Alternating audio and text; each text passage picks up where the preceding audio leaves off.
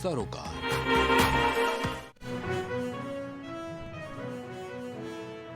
CM Yogi Adityanath आज 73वीं Akhil Bharatiya police wrestling cluster का करेंगे उद्घाटन। सुबह 10 बजे 35वीं बटालियन में होगा कार्यक्रम। कांग्रेस महासचिव प्रियंका गांधी ने अपने एक्स पर किया पोस्ट। कुशीनगर में व्यक्ति द्वारा बच्चा बेचने के मामले पर किया पोस्ट। 69,000 शिक्षक भर्ती पर आज होगी सुप्रीम कोर्ट में सुनवाई। सामान्य वर्ग के अभ्यर्थियों ने दी है अर्जी। मथुरा में सपा सांसद धर्मेंद्र यादव का बयान, कहा बीजेपी की नीतियों से जनता अब ऊब चुकी है। हरियाणा चुनाव के लिए कांग्रेस की दूसरी सूची जारी। कांग्रेस पार्टी ने 9 और प्रत्याशियों के नामों का किया ऐलान।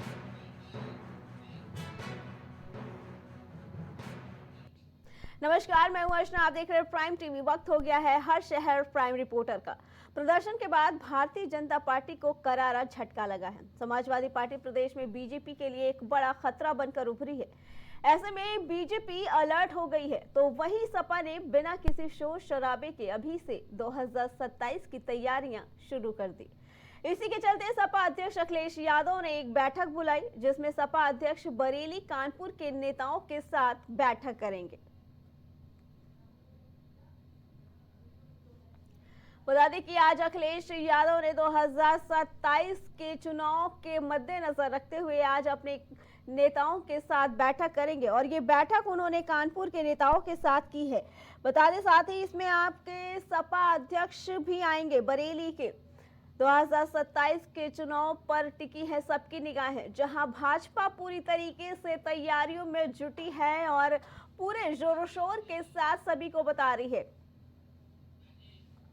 इसी पे आगे जानकारी देने के लिए हमारे संवाददाता राजेश जुड़ चुके हैं। राजेश, जैसा कि 2027 पे फोकस किया जा रहा है, भाजपा पूरे बढ़ चढ़ के हिस्सा ले रही है, तो वही सपा मुखिया कहीं ना कहीं चुपके ही से 2027 की तैयारियों में जुट गए हैं। आज होने वाली बैठक में कितना कुछ अहम हो सकता है इसे लेकर? बिल्कुल अर्चना, अगर बात की जाए 2027 के चुनाव को लेकर तो बिल्कुल जिस तरीके से बीजेपी पूरी तरीके से तैयारी कर रही 2027 के विधानसभा चुनाव को लेकर जो उत्तर प्रदेश में होने वाला है, वहीं अगर बात करें समाजवादी पार्टी की, तो समाजवादी पार्टी भी 2027 के चुनाव को लेकर बिल्कुल अहम तैयारी करना शुरू कर दी है और पूरे जोर शोर के साथ तैयारी में समाजवादी पार्टी जुट गई है। तो उसी परिप्रेक्ष्य में अगर देखा जाए तो समाजवादी पार्टी आज पार्टी कार्यालय पर बैठक कर रही है, जिसमें बरेली और कानपुर के नेताओं को बुलाया गया है। उनके जिला कानपुर और बरेली के जो जिला अध्यक्ष है उनको भी बुलाया गया है। जाहिर सी बात है कि 2027 के चुनाव को देखते हुए जो विधानसभा का चुनाव होना है, क्योंकि जिस तरीके से समाजवादी पार्टी लोकसभा 2024 के चुनाव में ऐतिहासिक जीत हासिल की है, उसको देखते हुए अखिलेश यादव कहीं न कहीं देखा जाए तो खुश नजर आ रहे हैं। वहीं दूसरी तरफ जो है अब विधानसभा के चुनाव को लेकर 2027 में जो होने वाला है, उसको लेकर अखिलेश यादव तमाम रणनीतियां बनाने में जुट गए हैं। वहीं आज पार्टी कार्यालय पर बरेली और कानपुर के पदाधिकारी नेताओं और जिला अध्यक्षों को बुलाया गया है, उनके साथ बैठक करेंगे और 2027 की रणनीतियां किस तरीके से बनाई जाए, किस तरीके से 2027 को फतेह किया जाए, उस पर ढेर सारी आज चर्चा की जाएगी। राजेश, क्या लगता है इस बैठक में क्या कुछ अहम भूमिका निकल के आ सकती है? क्योंकि जहां एक तरफ लोकसभा चुनाव में सपा को भरपूर जीत मिली, तो वहीं सपा के कुछ नेताओं द्वारा सपा के चेहरे भी खराब किए गए हैं, तो इसका कितना फायदा और कितना नुकसान मिल सकता है सपा को आने वाले चुनाव में? देखिए, जिस तरीके से समाजवादी पार्टी के कुछ नेताओं द्वारा देखा जाए तो पार्टी की छवि धूमिल हुई है, जाहिर सी बात है। लेकिन अगर एक तरफ ये भी देखा जाए कि जिस तरीके से समाज जनता बीजेपी से कहीं कहीं देखा जाए उठ चुकी है, तो जाहिर सी बात है कि उसका फायदा तो सपा को मिलता हुआ दिखाई दे रहा है। लेकिन दूसरी तरफ कहीं कहीं थोड़ा बहुत सपा को नुकसान भी झेलना पड़ेगा, क्योंकि जिस तरीके से समाजवादी पार्टी के नेताओं की, चाहे अयोध्या की बात करें या अगर बात करें कन्नौज की, तो जाहिर सी बात है कि जो उन लोगों के द्वारा जो समाजवादी पार्टी से उनका रिश्ता था, संबंध था, तो कहीं कहीं जिस तरीके से उनके द्वारा छवि धूमिल हुई है, तो बिल्कुल उसका नुकसान समाजवादी पार्टी को भी उठाना पड़ेगा। तरीके से ये चुनाव गए हैं, गठबंधन में आकर इन्होंने जीता, लेकिन जहां यूपी में इनको भरपूर जीत मिली है, तो क्या लगता है आने वाले चुनाव में भी ये गठबंधन के साथ रहेंगे या अब अकेले ही चुनाव लड़ने की कोशिश करेंगे? देखिए, आपको बता दें कि जिस तरीके से 2020 के लोकसभा के चुनाव में अगर देखा जाए तो समाजवादी पार्टी, कांग्रेस और आम आदमी पार्टी ऐसे तमाम छोटी-छोटी पार्टियां जो इंडिया गठबंधन में शामिल थी, तो जाहिर सी बात है कि 2024 को फतह करने के बाद समाजवादी पार्टी 2027 में भी गठबंधन में ही चुनाव लड़ेगी। अभी आपको बता दें कि जो 10 सीटों पर विधानसभा पर उपचुनाव होना है, विधानसभा सीटों पर, जाहिर सी बात है कि उन विधानसभा सीटों पर जो उपचुनाव होना है 10 में से समाजवादी पार्टी जो इंडिया गठबंधन है वो 10 सीटों पर मिलजुल कर गठबंधन में ही चुनाव लड़ेगा। तो जाहिर सी बात है कि जिस तरीके से इंडिया गठबंधन का एक सिलसिला लगातार चलता हुआ दिखाई दे रहा है, तो 2027 के विधानसभा के चुनाव में उत्तर प्रदेश में इंडिया गठबंधन मिलकर ही चुनाव लड़ेगा। ये अभी से ही उसकी तैयारियां चल रही हैं। भाजपा ने बैठक बुलाई है जहां बरेली और कानपुर के भी नेता आने वाले हैं। कितनी अहम हो सकती है बैठक और क्या क्या इस बैठक में ये लोग निर्णय ले सकते हैं? देखिए, अगर बैठक की जो अहम भूमिका की बात करें तो जाहिर सी बात है कि जिस तरीके से अभी लोग 10 सीटों पर विधानसभा उपचुनाव होना है, तो उन चीजों को लेकर भी आज चर्चा की जाएगी। महत्वपूर्ण मुद्दा ये भी रहेगा। दूसरा महत्वपूर्ण मुद्दा है जो जिस तरीके से कानपुर से इरफान सोलंकी जेल में है, तो कानपुर में जो पदाधिकारी जिलाध्यक्ष हैं उनको देखते हुए वहां पे रणनीतियां किस तरीके की बनाई जाए। वहीं अगर बरेली की बात करें तो बरेली के जिलाध्यक्ष और पदाधिकारी भी बुलाए गए हैं। तो जाहिर सी बात है कि 2027 की रणनीतियां बनाने के लिए ये दोनों जिलों के पदाधिकारी, कार्यकर्ता और नेता और जिलाध्यक्ष सबको बुलाया गया है, जिनको लेकर आज अहम चर्चा की जाएगी और आगे की रणनीतियां बनाई जाएंगी 2027 के विधानसभा के चुनाव के लिए। जी राजेश, आपका बहुत बहुत धन्यवाद।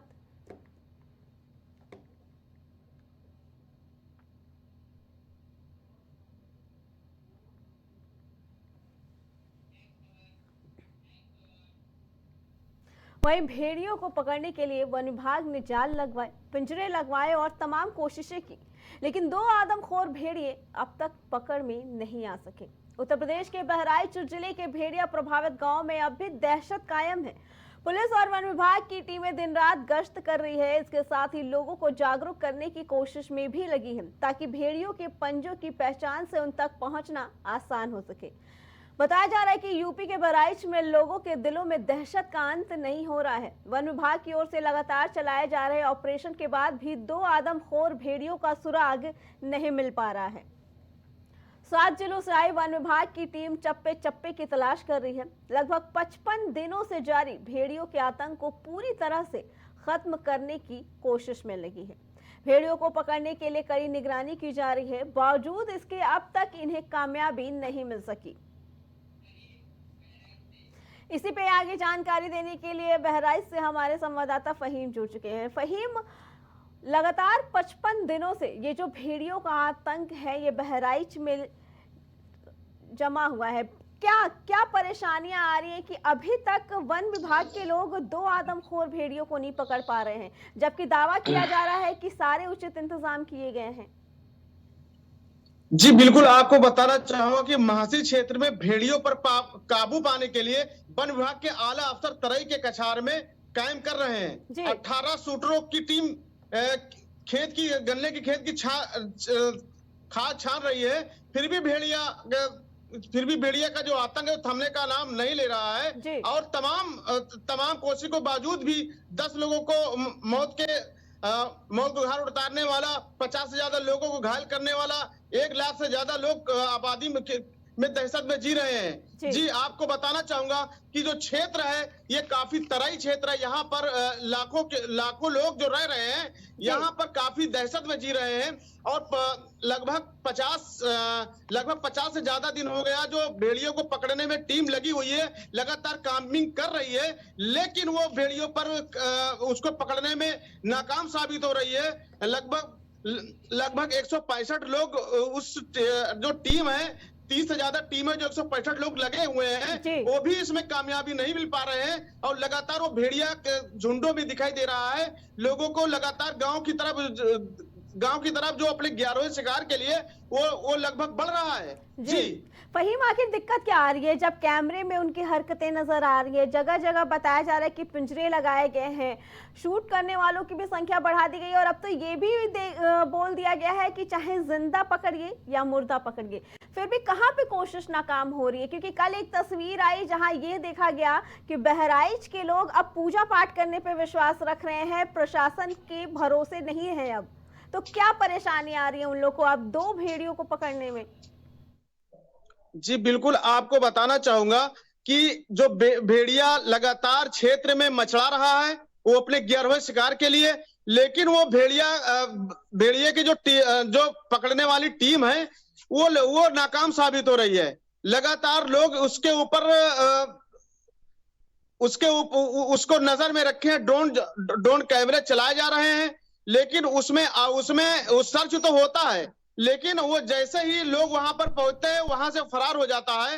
वो उसके अंदर अभी आपने तस्वीर में ये भी देखा होगा कि भेड़िया भाग रहा है घाघरा के कछार में और ग्रामीण उसको दौड़ा रहे हैं, लेकिन लगभग आधा दर्जन से ज्यादा भेड़िया कल भी दिखाई दिया है क्षेत्र में। वो कैमरे के सर्च में भी आया है, लेकिन जैसे ही वन विभाग वहां पहुंचती है, वो चालाक इतनी है कि वो वहां से सर्च में नहीं आ पा रही, वो भाग जा रही है। लगातार वो अपने गुफा से निकल करके वो गांव की तरफ, गन्ने की खेत तरफ बढ़ रही है, और उस गन्ने के खेत को लगातार वहां की जो टीम है वो खाक छान रही है, लेकिन 18 शूटर शूट करने के लिए लगाए गए हैं, वो भी उनको पकड़ नहीं पा रही है।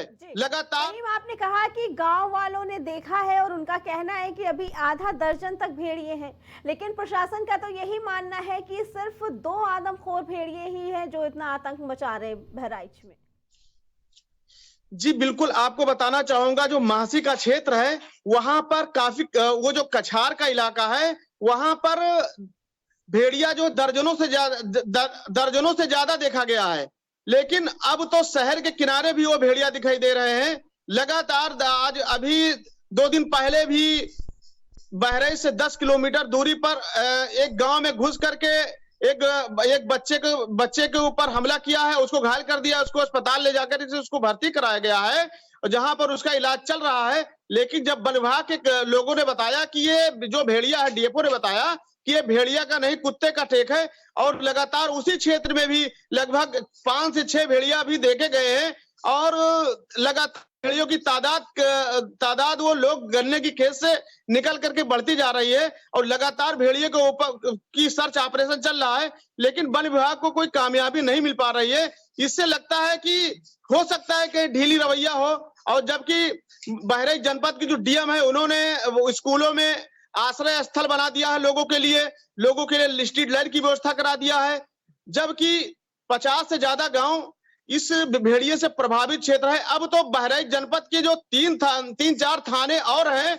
वो भी प्रभावित होने लगे। ननपारा है, खैरीघाट है, रामगांव है, और हरदी है, बौड़ी है, ये लगातार थाना कोतवाली देहात भी है, इसी के भेड़ियों के जद में आ रहा है। लगातार यहाँ पर लोग दहशत की जिंदगी जी रहे हैं, लाखों लोगों का जीना दुश्वार हो गया है, और लगातार निश्चित तौर पे आपको बता दूं कि लोग भेड़ियों की दहशत से लोग कोई काम नहीं कर पा रहे हैं, अपने घरों में रह करके लोग वो अपने बच्चों की रक्षा करते हैं, जिससे काफी क्योंकि जो फोर्स लगाई गई है, पुलिस की फोर्स हो, चाहे वन विभाग की टीम हो, चाहे वन विभाग की जो टीमें बनाई गई है, 30 टीमें बनाई गई, उसमें 165 लोग तैनात है। हम चाहेंगे कि पुलिस प्रशासन जो दावे कर रहे हैं वो सही हो और जल्द से जल्द वो अपना काम खत्म करे।